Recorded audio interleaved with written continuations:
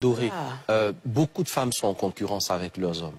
Beaucoup de femmes sont dans une logique où elles veulent prouver à cet homme-là, en fait, qu'elles aussi, elles peuvent faire ceci ou elles aussi, elles peuvent faire ça. Je précise que dans un couple, à part que ce soit un couple de gays ou un couple homo, c'est un homme et une femme.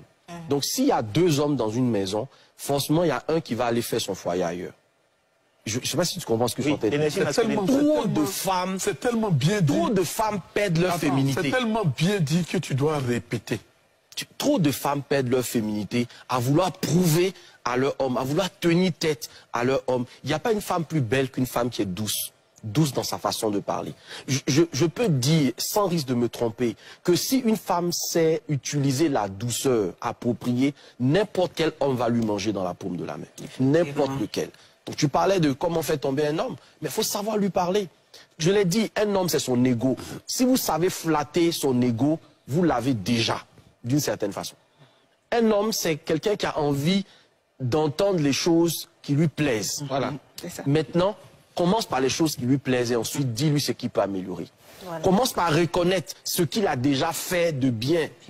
Et ensuite, dis-lui ce que tu aimerais qu'il fasse encore.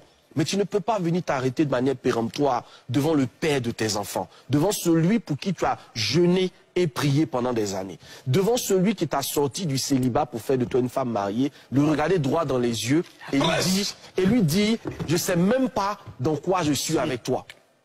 Il y a des paroles qui, peut-être sous l'effet de la colère ou parce que, bon, on a envie de se le faire, machin, mais qui sont destructrices pour un homme. Et ça, les femmes devraient pouvoir le savoir. Il y a des choses que vous avez dites. Le temps est passé, mais l'effet de ce que vous avez dit n'est pas passé. L'effet n'est pas passé. Après, vous êtes surprise que cet homme-là, dès la moindre occasion, il faut faire très attention à ce type d'hommes. Les hommes qui traversent des moments difficiles. Les hommes qui traversent des moments financièrement difficiles. Les hommes qui ont perdu un emploi. Parce que leur estime de soi a pris un coup. Et quand vous êtes une femme qui, dans cette période de la vie de couple, gérer le quotidien, apporter le pain sur la table, ça ne fait pas de vous l'homme. Ça n'enlève pas à votre homme sa culotte. Ça ne fait pas de vous le nouvel homme de la maison. Ce n'est qu'une étape transitoire. Dans ces périodes-là, il faut avoir une femme, grand F, pour être capable de donner de l'argent à son mari avec politesse, avec amour, avec élégance. Avec élégance. Il faut une femme, grand F, pour être capable de ne pas montrer à toute la maison que cet homme-là, il n'en vaut pas la peine. Et c'est la manière de gérer ces moments de désert là, avec votre homme qui fait que lorsqu'il sort de cette situation, il réalise qu'il n'a pas eu tort de vous avoir. Mais beaucoup de femmes vous disent, oui, j'ai été sa femme de galère. Non, il y a la femme de galère, il y a la femme dans la galère. Il ne faut pas confondre les deux. La femme de galère l'a soutenu, elle a été présente. Elle n'a pas cessé de le voir comme l'homme héros, l'homme roi qu'il est censé être. La femme dans la galère, c'est celle qui lui a rappelé chaque jour qu'il était dans un moment difficile et que, bon, à la limite, on fait comment? On va faire comment? Ta respiration même là, ça parle plus que tes mots. Elle a fait...